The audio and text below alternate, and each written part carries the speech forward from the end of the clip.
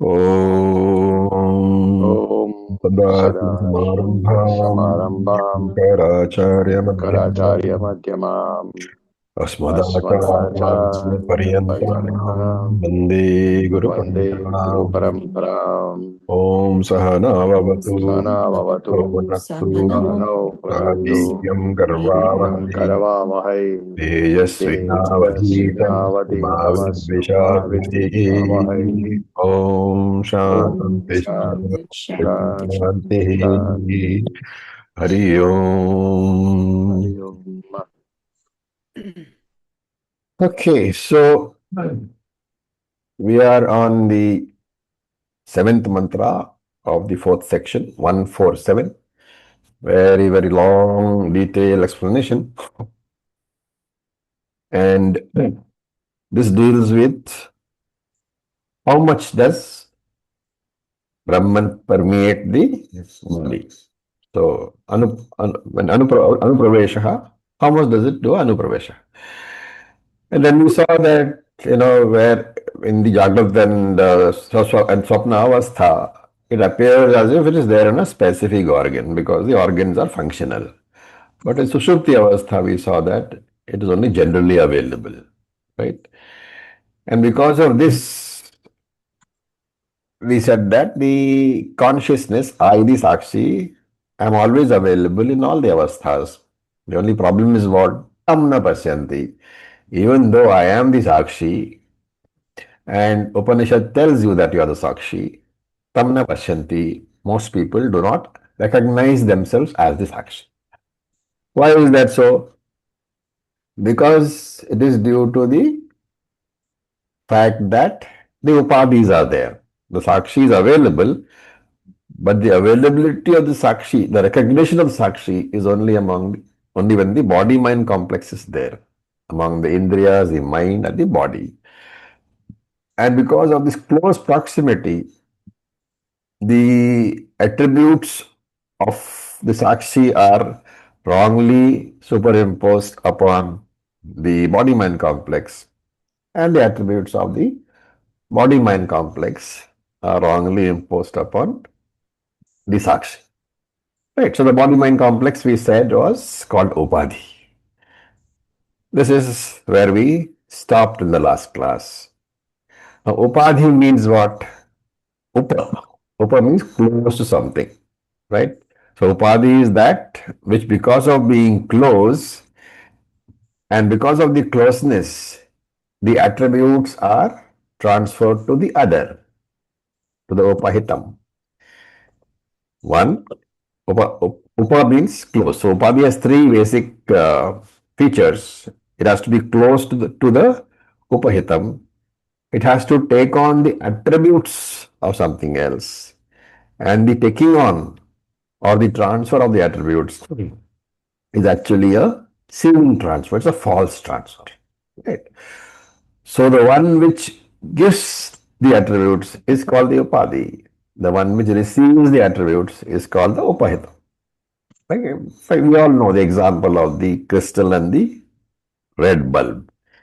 The crystal doesn't have the attributes, but it looks like it is red because it has seemingly received the attributes from the red bulb. Okay.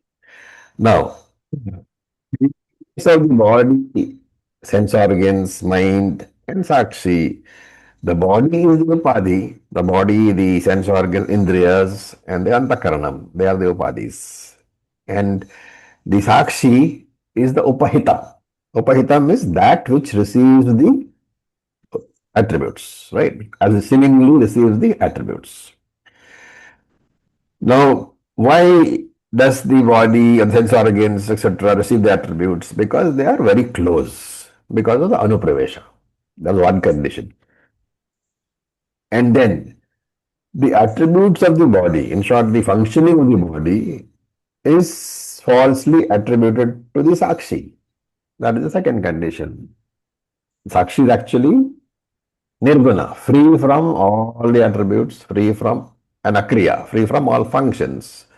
But the body has attributes and functions. Tall, thin, running, walking. All these are attributes and functions of the body. And because of this close proximity, the attributes of the body are wrongly superimposed upon the Sakshi. So the one which gives the attributes is called the Upadhi. The one which receives the attributes is called the Upahita. Like we all know the example of the crystal and the red bulb. The crystal doesn't have the attributes, but it looks like it is red because it has seemingly received the attributes from the red bulb. Okay. Now, And these attributes and functions are falsely attributed to the Sakshi. Remember, the Sakshi literally is akriya, no functions, and nirguna, no attributes.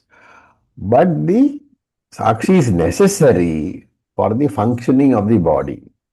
So the eyes begin to see when the Sakshi is there. Therefore, the drishvatvam of the eye, this ability of the eye to see is attributed to Sakshi. And the Sakshi is called the seer. So very important way that we should, analyze all our functions. When I say that I see, it's for normal usage, it is okay.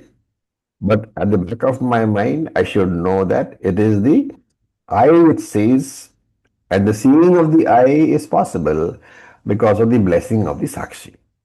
Sakshi doesn't do anything. It is only there in its presence. Sannidhi matrena. Because of the sannidhi of the Sakshi, the presence of the Sakshi, the eye begins to see.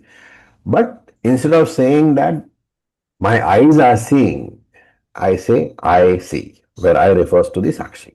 So that's the false statement.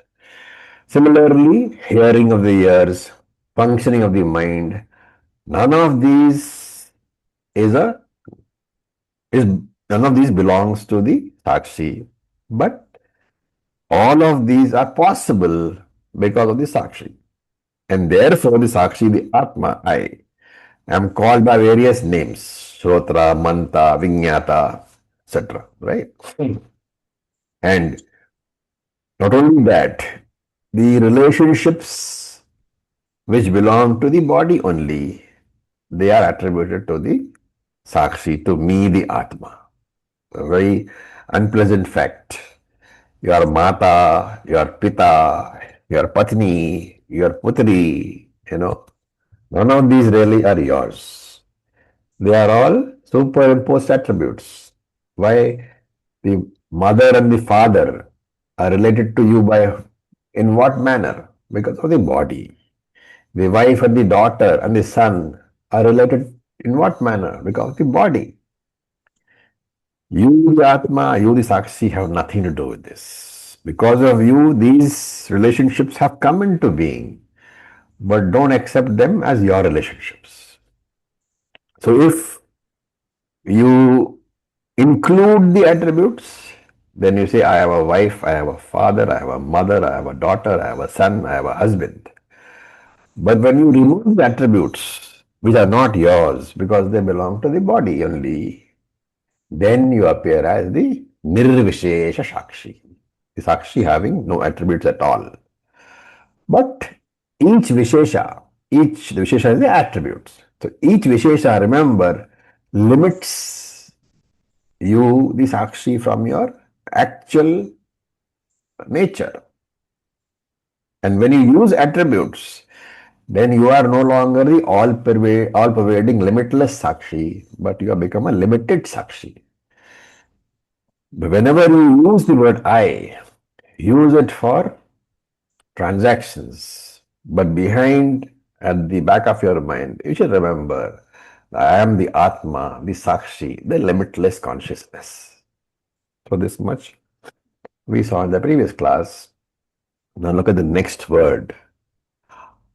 So this word is in the 1, 2, 3, 4, the fifth line after Tamna Pashyanti. So akritsno he, that limited Sakshi, which you have superimposed upon yourself. Akritsno he is akritsnaha, incomplete, limited. Why? Na prananeva prano nama bhavati. So when the prana is breathing, you don't say, my prana is alive. You say, I am alive. Why? Because the pranamaya kosha is your upadhi and you have taken yourself as the pranamaya kosha. Similarly, vadan vak pasyan chakshuhu shrunvan shrotram manavan manaha. the vak, the eyes, the ears, the mind. Whenever you talk about them, you say, I am talking, I am seeing, I am hearing, I am thinking, right? Thereby making it appear that you, the Sakshi, you, the Atma, are doing these functions. Whenever you do them, remember that you are accepting the limitation of that organ onto yourself. Eyes are limited, ears are limited, mind is limited. All the limitations you are accepting on yourself, again, provided you are using it in the Vyavaharika sense, I, to mean these things. But once you know, once you have studied Vedanta, and you are using this in a what we call gauna artha, figurative sense, for the purpose of communication, but knowing all the time that I am the limitless Sakshi, then it is okay. But most of us, at least before coming to Vedanta, before assimilating Vedanta, we use it in the mukhya sense, in the real sense.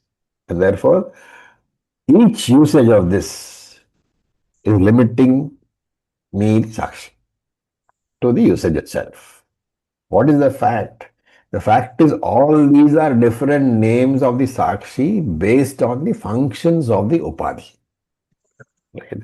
They have nothing to do with my real nature, but they are all based on the functions of the Upadhi. When the Upadhi is gone, how does the Upadhi go? Death, right? When the Upadhi is gone, the functions go away, the names go away. What remains is the Sakshi alone. What remains is I alone. Right? Now, getting back to the usage. When I keep on using this I as an ignorant person, as an ajnani, then I, the all-pervading Sakshi, the all-pervading Atma, I seem to have gained an individuality.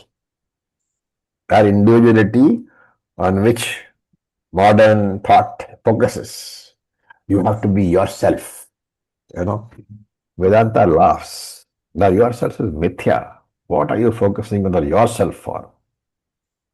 You, the formless, all-pervading Sakshi, now you say, I walk, I talk, I am the husband, I am the wife, I am the employee, I am the president, I am the governor. That Sakshi, formless, all-pervading Sakshi, when that Sakshi, because of ignorance, takes on a specific role, a specific individual, that all-pervading Sakshi becoming the specific individual, that is called samsara. That itself is samsara. Hence he says, Sapranan eva prano nama bhavati. He seemingly becomes the individual. Pasyan eva drishta bhavati. The Sakshi seemingly becomes the seer. Please don't unmute yourself, right? Okay. Then sahayaha taha ekaikam upaste. So because of doing all these various things, what happens? Saha yaha ataha ekaikam upaste. He looks upon himself as ekaikam, a specific individual. The all-pervading Sakshi has come down to a specific individual, a specific jiva. You have to connect this to akritsno hi saha. He becomes specific, limited individual. Then tani asya etani karma namani eva. All these different roles, tani asya etani karmani, all these different roles, namani eva, they belong to the upadhi, they belong to the indriyas. They are the functions of the indriyas, not of you, the sakshi. Therefore, whenever you look upon yourself as a specific individual, I am karta, I am sota, I am manta, I am the doer, I am the hearer, I am the thinker. You have unfortunately descended to the individual level, a limited individual. And the limitation is important because once you look upon yourself as an individual, what has happened? A sense of limitation has come. When limitation comes, what happens? You want to be unlimited because that is a more comfortable state. That is really your natural state. Somewhere you know that the limitation is not my real state. Somewhere there is a thought, and therefore you want to get rid of the limitation. Therefore, there is a struggle. You think by acquiring things, you will become unlimited. You think by getting rid of things, you will become unlimited. Your whole life becomes a struggle of acquiring and rejecting. And this struggle is the one which causes depression, stress, all because whatever desires you have, they don't get fulfilled in the way you want them to be fulfilled. What is the problem here? Sanaveda, says the Shastram. What should be known is not known. Up to this, the entire explanation is of the word samsara. So it's called samsara prakaranam. What is samsara has been explained. How the limitless sakshi becomes a limited, miserable samsari. Okay. To summarize, first we talk of Brahman. Then from Brahman comes creation, Srishti, right? When we say Brahman is Sakshi, even though Brahman is Purnaha. Remember the word Sakshi when you say you are, it is the Sakshi, it is the Brahman which you recognize. You recognize yourself in the presence of the Upadhis. So Sakshi is that which is in the presence of the Upadhis. That also would be okay, providing you understood that it requires the Upadhis for me to recognize Brahman. If only that much was the understanding, it is still okay. But what do we do? The Upadhi's limitation we superimpose upon the Sakshi. Right? So there is an unlimited Brahman, and the Sakshi now becomes a limited individual. That is the problem. If you see the Sakshi as the as the all-pervading consciousness which is recognizable in the body, it is fine. But you don't. You superimpose the attributes of the upadhis on the Sakshi, and Sakshi becomes Apurnaha, a limited individual.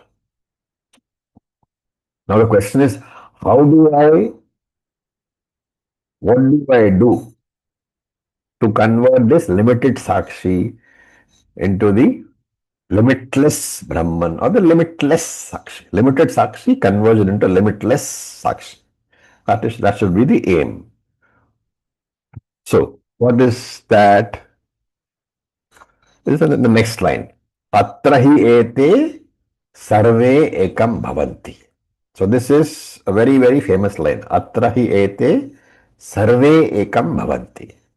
This is called the Vidya Sutra, right? This you should note because in very many bhashyams you will find a reference to Vidya Sutram. So atra hi ete sarve ekam bhavanti. Why is it called Vidya Sutram? Because now you see the Mahavakyam. And the Mahavakyam, this Mahavakyam you heard, is that foundation of all the Mahavakyams in the Upanishad. Hence Sutram. So this is a Sutram means brief. This is the Mahavakyam in brief. Now there are a lot of elaborate discussions in the other Brahmanams of this Upanishad, right? But all these are only commentary upon this Mahavakyam. Okay, to recall our discussion, how do we convert this limited Sakshi? Limited how? Because I have accepted the limitations of the upadhi as my limitations. So the question is, how do I convert this limited sakshi, all my fault because I've accepted the upadhi's limitations as mine, but I want to get out of that, right? So if you ask the question, how to convert this limited sakshi into a limitless sakshi, what have you assumed? That the limitless sakshi has become a limited sakshi. And therefore, I have to reconvert it to limitless sakshi. Right? And if you ask somebody that, what they'll say, you do your sadhana again and again and again, keep on doing sadhana, and finally, the limited sakshi gets reconverted into the limitless sakshi. You, the Jivatma, have to convert yourself into Paramatma through a lot of sadhana. This is the general orientation that everybody has. All darshanas will have this. What is the fault here? Shastra points out here that there is, when you say that the limited Sakshi has come into being because of a mistake, that itself is a mistake. There is no question of conversion in the first place. Right? Paramatma cannot turn into Jivatma. And because of that, there is no question of any effort required to turn Jivatma back into Paramatma. Jivatma has not come out of Paramatma. Paramatma has not become Jivatma. The Sakshi, the Atma, is always limitless awareness only. It is not specific, it is general, it is always generalized, limitless awareness. Then the question arises that why do I feel so miserable and limited? The answer is that feeling is not a fact. It is a feeling born out of confusion, out of incorrect thinking. All that is required is that mistake in your thinking has to be recorrected or corrected. Okay, when the mind is awake, for example, when the mind is awake, it looks to me like I am awake and my consciousness is extroverted. Jagrata Avastha. When the mind is looking inwards in Swapna Avastha, it looks to me as if consciousness is looking inwards. Isn't it? But the fact is that the consciousness is neither inwards nor outwards. Consciousness is everywhere. It is the looking outwards, the extrovertedness, and looking inwards, the introvertedness. They are attributes of the mind, not of consciousness, not of me, the Atma, not of me, the Sakshi. Similarly, activity and inactivity belong to the body and the mind. Even the sense of location which you have, that belongs to the mind alone. The idea that I am located in Ahmedabad, in my house, in this study room, is an attribute belonging to the mind and the body. Because I, the Sakshi, I have never had a location. I have no location at all. I have never had a location. I do not have a location. I will never have a location. Then how to drop this feeling that I'm located? You have to use your understanding. And what is the process? You take the statement, I am the seer. And that drishyatvam, the seership, so to call. I don't know if there's an English word like that, okay, but drishyatvam, the status of being a seer, you take that and hand it back to the eyes. The status of being located in Ahmedabad, you take that, hand it back to the body. Understand that the I is the drishta, the mind is the drishta, the body is the one who is located. How to do that? So you ask a question. In Sushupti Avastha, are you a seer? No, because the mind is not functioning. When the mind is not functioning, that sense of seership, the status of being a seer, you do not have. But are you there, Sushupti Avastha? Yes. You as Sakshi, you as consciousness are very much there, very much present in Sushupti Avastha, because when you get up, what happens? You say, I slept well. Dreamless sleep I had. And therefore, I should know myself as consciousness, that Atma, that Sakshi, which is present in the seer, which is present in the Drishta, which is present in the Shrotra, the hearer, which is present in the Manta, the thinker. But you also know that I am there in these three, but I am not these three. I am present in Drishta, Shrotra, Manta, but I am not the Drishta, Shrotra, Manta. This you should know. And therefore, Atma eva upasita. I should understand that I am that Atma, that attributeless consciousness, that nirvishesha chaitanyam, nirguna chaitanyam, I am. And so Shankara gives a definition for Atma, which we have seen before. Apnoti iti Atma. Apnoti, pervading. That which pervades all.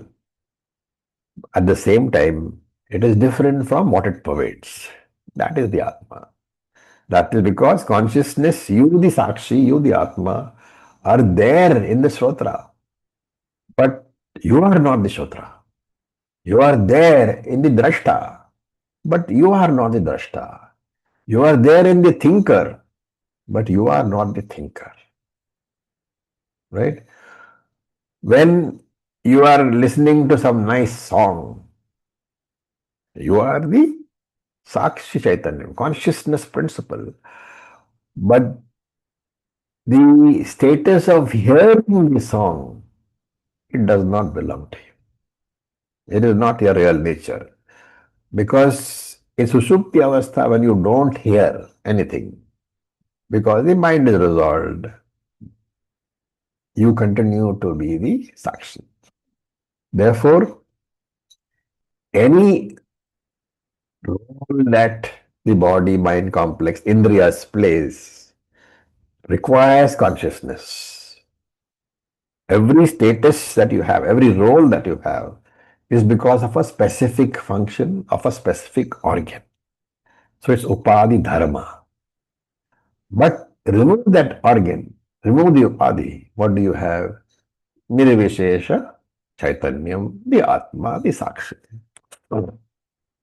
Right. Now, one more point.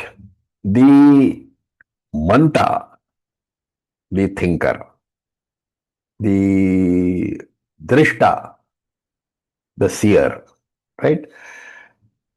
The Shrotra, the thinker, these are all mutually exclusive roles, right? When you are doing one thing, the other cannot be present. So when you are speaking, you are not hearing. The speaker and the hearer are different roles, right? We all talk about multitasking. Actually speaking, there is only very rapid movement of the mind because the mind can only handle one role at a time. So speaker, hearer, thinker, they are all different roles. They cannot be simultaneously present, right? But Sakshi is there everywhere. Sakshi is absolute. Without Sakshi, none of the roles can function. Therefore, you get a very important corollary. All these personalities are mutually exclusive. So we call it Vyabhicharata Swarupam. Different natures. They cannot be your intrinsic nature. The writer cannot be the hearer, and the hearer cannot be the writer. What is the proof?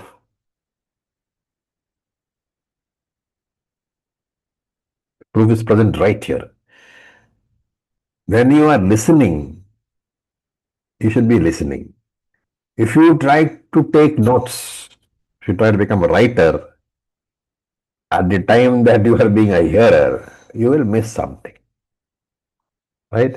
Which is the reason why we send out recordings, so that we can replay the recordings, write, replay, write, replay. Therefore, speakerhood, hearerhood, writerhood, these come and go.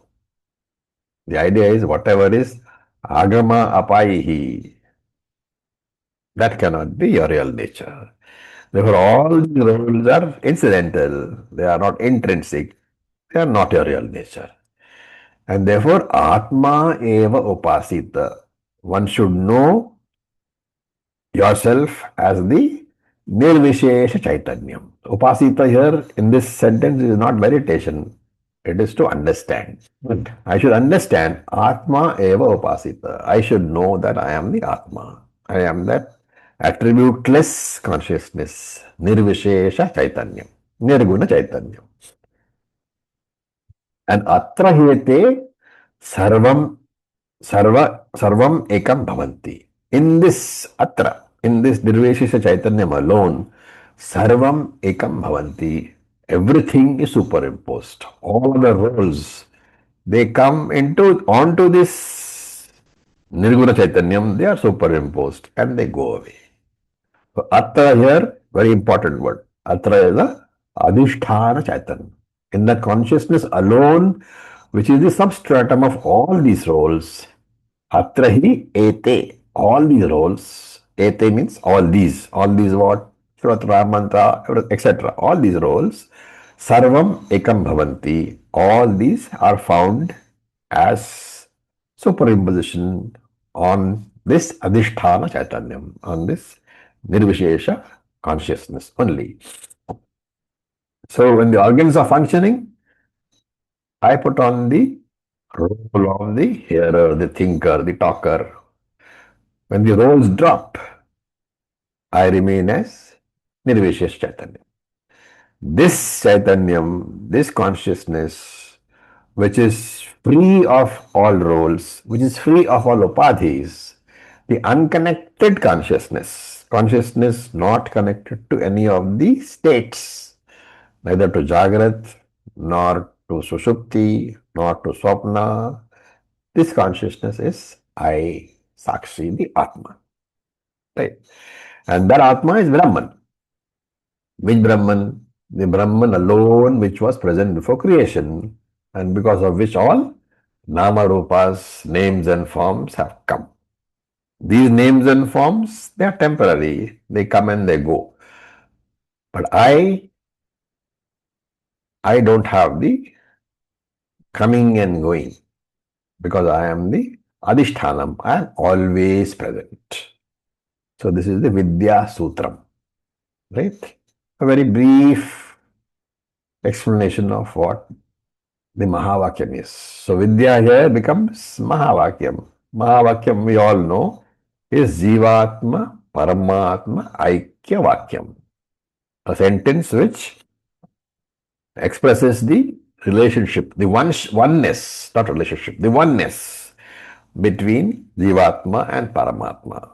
So this Aikyam, remember, is oneness, identity. Don't mistake the Aikyam as similarity. It is one identity. And therefore, Jivatma and Paramatma are two different names, two different words, but they indicate the same substance, which is the Nirguna Chaitanya, pure, unspecified, all pervading consciousness. Right? And it's a very, very important mantra. And therefore, Shankaracharya takes it for his bhashyam. He analyzes the mantra also. Right? So this part is called the Vidya Sutra Bhashyam. Shankara's commentary on the Vidya Sutra. Right. So this is a big debate between Shankaracharya and the other darshanas. So here it is Purva Mimamsikas.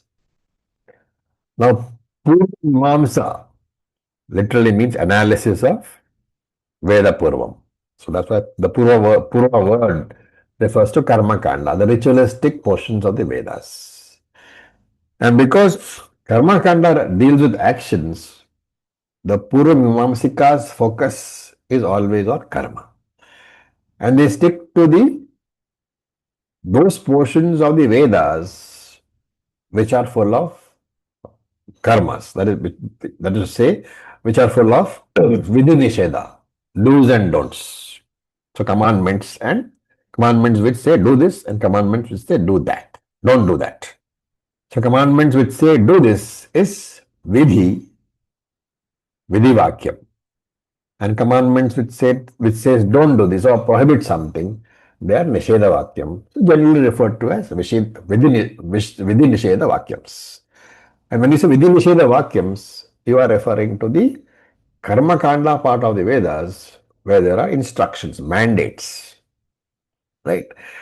And because they are so focused on karma, the Veda is interpreted as a text or the instructions of the Lord for giving moksha through rituals and karmas. So they don't believe in jnanam. They simply say that if you do karmas in accordance with the instructions of Vedas, you will get moksha. Okay.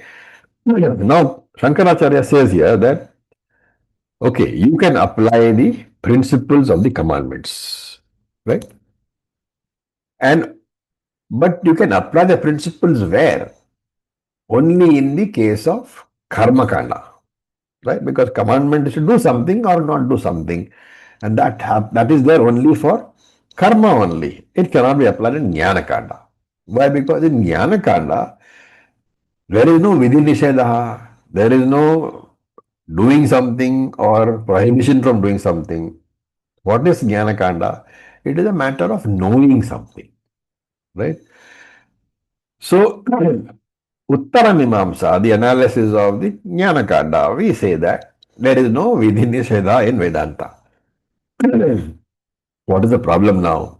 If you look at the mantra, the you have to follow all these arguments very carefully. Okay, there are some grammatical parts also. And unfortunately, without getting into the grammar, it's not possible to explain. So I will explain as using as much English and Hindi as possible, right? Okay, we said that the Karma Kandi says that there is Vidhi Nisheda in the Karma Kanda. And the Jnana Kandi says that there is no Vidhi Nisheda in the Jnana Kanda. Uttara Mimamsa says there is no Vidhi Nisheda in Vedanta. Now you look at the mantra, Atma Eva Upasita, right? Now Upasita is what is called in Sanskrit grammar Vidhilinga. Right? What is a Vidhilinga? So in English it is called imperative verb. A verb which has the nature of a commandment or a statement. That is called Vidhilinga. Right? So when I tell somebody, bring me a glass of water, assuming of course that somebody is going to listen to me. Okay, the assumption is there. So when I tell somebody, bring me a glass of water, bring is a verb, but that bring in this statement, bring me a glass of water, or even please bring me a glass of water, that verb bring is in the nature of an instruction, Vidhilinga. Right?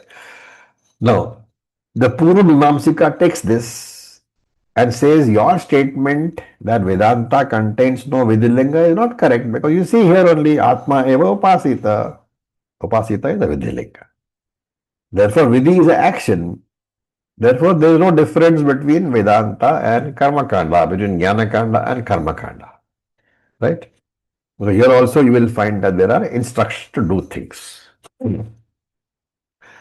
So all the Vedic statements which command you to do something or prohibit you from doing something, They are called Vidhi Nisheda Vakyams. And of course, there are many statements which don't have this nature. They are not commanding statements at all, right? So you can see that by now we know that, statements in the Vedas, Karma Kanda and Jnana Kanda, they are either within Nishedaha. That means to say they are statements giving commandments of doing or not doing, or they are statements of fact, revealing something, right? For example, if you say that, Indra is in Swarga, so there is no commandment there, it's a revelation, right? So any statement, any vakyam which reveals something does not have a vidhi or a nisheda, right? And the Karma Kandi says that, of course, they say this because they are focused on karma. They say that the only important statements in the Karma Kanda are within Nishedaha. All others, including statements of revealing facts, they are subsidiary. They are not important, right? Therefore, for the Karma Kandi, Tattvamasi, you are that. For us, it's the most important statement. We call it Mahavakya because it reveals that you are Brahman. But this is a statement revealing something. There is no Vidhi here, there is no Nisheda here. So Karma Kandi says, what is to be done with that statement? You are Brahman. So what? You can't do anything. Right? So the Karma Kandi will say, the Purva Mimamsika will say that Veda actually gives importance only to Vidhi Nisheda Vakyam alone. And this fact that the important part of the Veda are only those statements which give commandments or prohibitions. That law applies not only to Karma Kanda, it applies to Jnana Kanda also. Right? Vedantin says no. That law is applicable to Karma Kanda only, and we accept that. But in Jnana Kanda, there is no question of doing or not doing anything. Jnana Kanda deals with knowing things, and therefore in Jnana Kanda, there is no scope for Vidhi Nishedha. And in answer to that, this Purapakshi, this Puramimamsika, he quotes this mantra. He says Upasita indicates a commandment. And therefore, in the Vedantic portion also, there is a commandment. So the Vedanta therefore is also Karma Pradhanam. It is not focused on Jnanam. It is focused on Karma only because I am quoting Atma Eva Upasita. From Jnana Kanda, also you are being told that do something, meditate on the Atma. This is a karma only. And Shankaracharya does not agree with this view. So he says, you are a Pura Mimamsika, right? So you believe in the Vedas and you believe in rituals. But the interesting thing is, the Pura Mimamsikas, they don't accept Ishvara. They accept the Vedas. They accept the karma, the rituals mandated by the Vedas. They accept Swarga also, but they don't believe in Ishvara. They say Ishvara is not necessary. The karma itself is predominant. So he will do all the yajnas, but he does not believe in God. He does not believe in Ishvara. Therefore, he doesn't say that Ishvara is eternal. He doesn't say that Veda is given out by Ishvara. He says Veda itself is eternal. According to the Purvamamsika, Vedas are anadi. Nobody created the Vedas, and Vedas are pramanams capable of revealing rituals, svarga, etc. And therefore he obeys all the commandments of the Karma Kanda. Now you can ask a question as a Vedantin. Who gives commandments in the Vidhi Vakyams of the Vedas? Now here the Mimamsika, he cannot say Ishvara gives because he doesn't believe in Ishvara. So he says Veda itself gives the commandments. That is his answer. Now, if you ask a question, how can a Veda, which is not conscious, obviously, it is inert, right? Jada. How can a Jada Veda issue a commandment, right? Because we all know, logic tells us that to issue a commandment or a prohibition, it requires a person who is conscious. Consciousness is a integral part of giving commandments or prohibitions. So, Purvamsika goes on his back foot. He uses a very peculiar logic. He says that the verb which is used by the Veda, that verb is got a property of commandment. Okay, it is a unique power of the verb, according to him, to convert itself into a commandment, and he calls that as commandment generating power. In Sanskrit, he calls it bhavana. The bhavana is the power to generate a commandment. And where is the generating power? Now, here is where the grammar part comes in. That how does a verb have generating power? So, this Purvamamsika is also a Vyakaran specialist. Okay, he studied grammar and all that. So, he says, you look at the word upasita. What is the last alphabet? The verb termination. Upasita, the termination is ta, right? Upasita.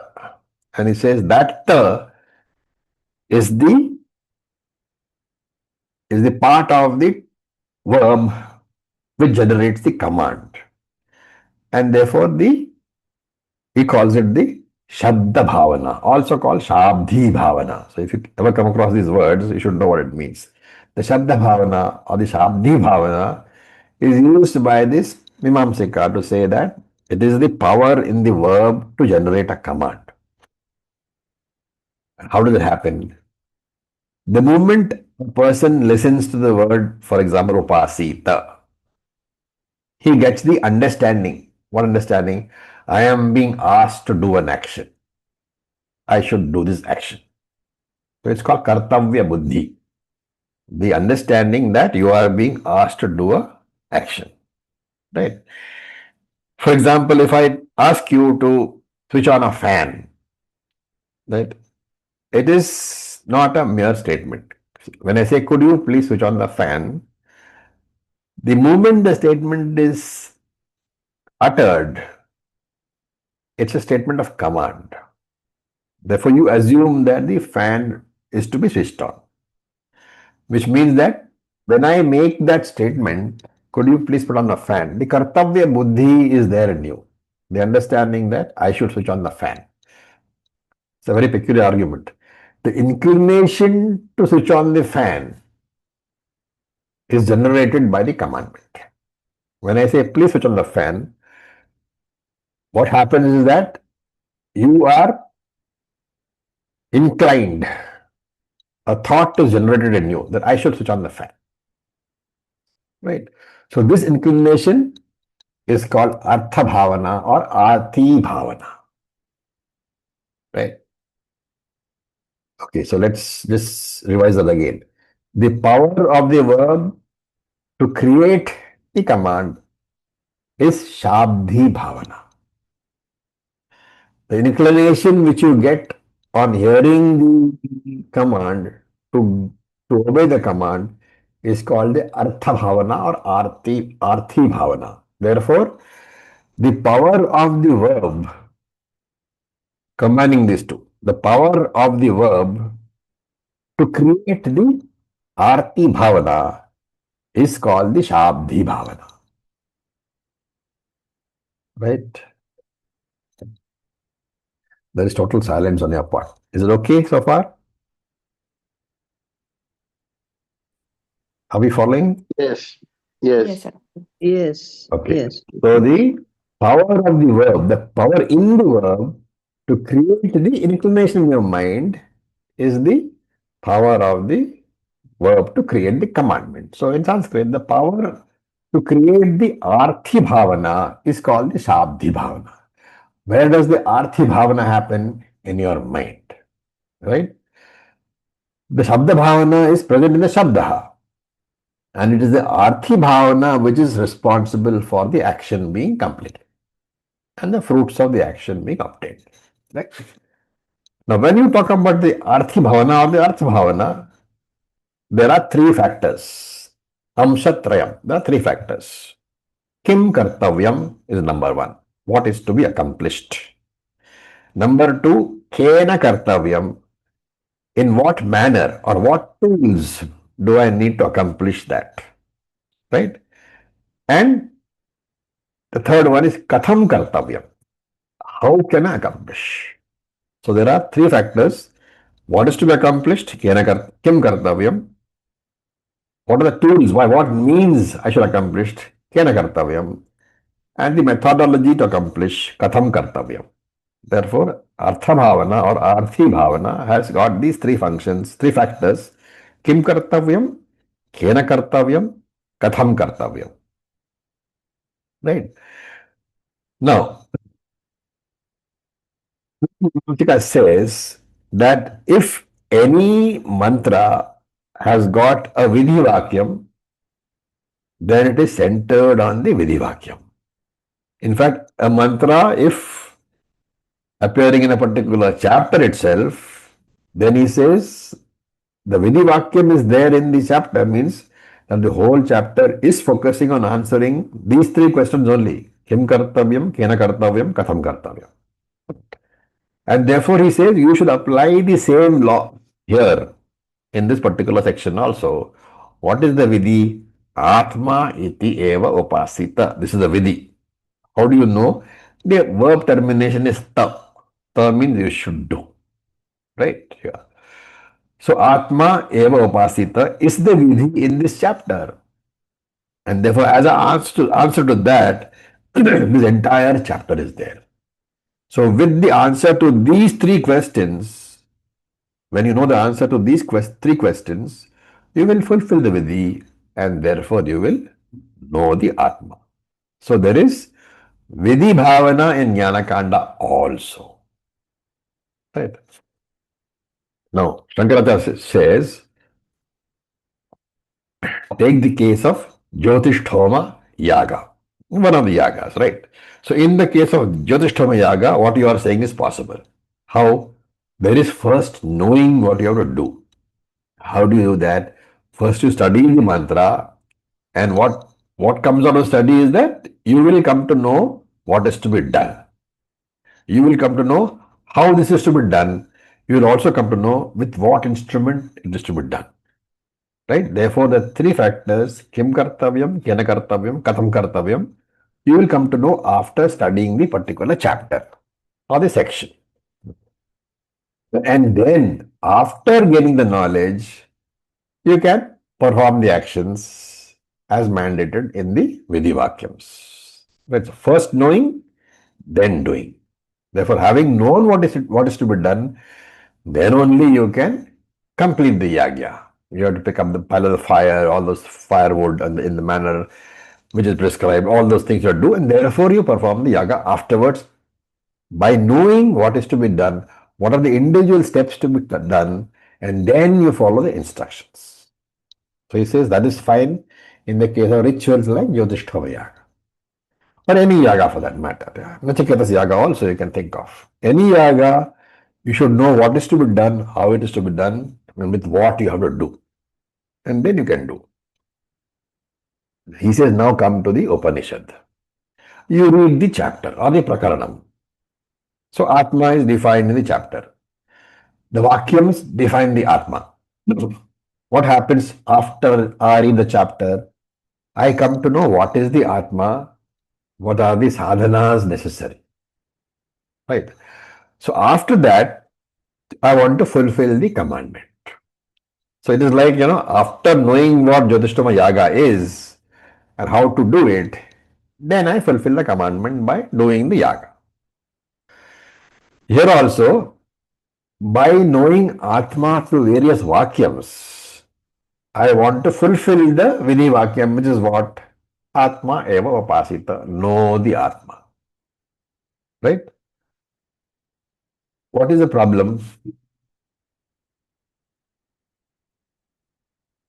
See the statement. After having known the Atma through various Vakyams, I want to fulfill the Vedi Vakyam, which is Atma eva upasita. What is the problem with this statement? No action is There required is once no you get the doing. knowledge. No action necessary. Why? I'll repeat the statement. Because After having known the Atma through various Vakyams, I have to fulfill the Vedi Vakyam. Know the Atma. I am that Atma, there is no other thing to be No, done on me. no. Already Atma is There is no Right. after. Immediately you know it. The statement is after having known the Atma through various Vedi Vakyams, then why should you I want to know the always was Atma? Atma. No, no, There is no don't go into after. all that. Don't go into all that. It is simply a question of grammar. What did he say for Jyotishtama Yaga? You know how to how to do the yaga and then do it. What is it being said here? You know what is Atma and then you try to know the Atma. So you have known the Atma through Shravanam Maranam. Yes. Then where is the question of fulfilling the Vidhi, know the Atma? That Vidhi becomes irrelevant because you have already known the Atma. How? Through Shravanam and Maranam. So therefore, after knowing the Atma, there is no Vidhi Vakyam which is relevant. And the Purva Mimamsika is saying, Atma iti eva upasita is asking a person to know the Atma. And naturally, you want to know the Atma, and the Atma is described where? In Jnanakanda. So, what is the Vedanta part of Jnanakanda? You know the Atma. How do you know the Atma? Shravanam Mananam of Jnanakanda. Therefore, Purva Mimamsika is saying the commandment itself you should understand as study the other portions of Vedanta, and only when you read the other portions of Veda, you will come to know the Atma. That is what Purvamamsika says. So he actually saying the commandment is to study the Vedas, which means go to an Acharya. That is Purvamamsika's interpretation. Shankara says no. He says that Vidi Vakyam is a Veda Vakyam. Right? So any description of Atma is also Veda Vakyam. So what is Purvamamsika saying? One Veda Vakyam is telling you to read another Veda Vakyam. That is Purvamamsika's interpretation. What does he say? When he says Atma eva upasita, when he says, Purvamamsika says that when the Shruti says Atma eva upasita, it actually means please study the other portions of Vedanta and then only will you know the Atma. And Shankara argues saying that is not correct because both are Vedi Vakyams. Atma eva upasita is a Vedi Vakyam. It's a Veda Vakyam. And the descriptions of Atma given elsewhere, that also is Veda Vakyam, right? What are descriptions of Atma given? So many are there. Jnanam Anantam, Satyam Jnanam Anantam Brahma. All these are descriptions of Atma. So both are Veda Vakyams. And therefore Shankaracharya says that if you say that one Veda Vakyam is telling you to read another Veda Vakyam, that means one Veda Vakyam is pointing to another Veda Vakyam, and that one will point to a third one, and that one will point to a fourth one. It will lead to what is known as anavastha doshaha, infinite regress. There is no end at all. Right? So now Purvamamsika takes a step back and says, okay, I agree there is no commandment to know the Atma, but upasita should be understood as constant remembrance of the Vedas. So you should read and remember the teachings. This remembrance will help in the negation of remembering anatma. Because all the time, basically what happens, we are faced with anatma. And in the face of anatma, we are always thinking about anatma. And therefore, upasita should be taken as remember the teaching of the Vedas, which is about Atma. And when you constantly remember this, then you will understand that, you will forget the Anatma. By constantly remembering the Atma, you will forget the anatma. That is interpretation which the Purvamamsika gives. It actually means you should read and remember the teachings of the Atma. Smriti Santana Karanam.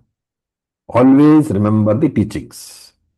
That is what is the meaning of Upasita. That is what this Purva Mimamsika says. Do you agree?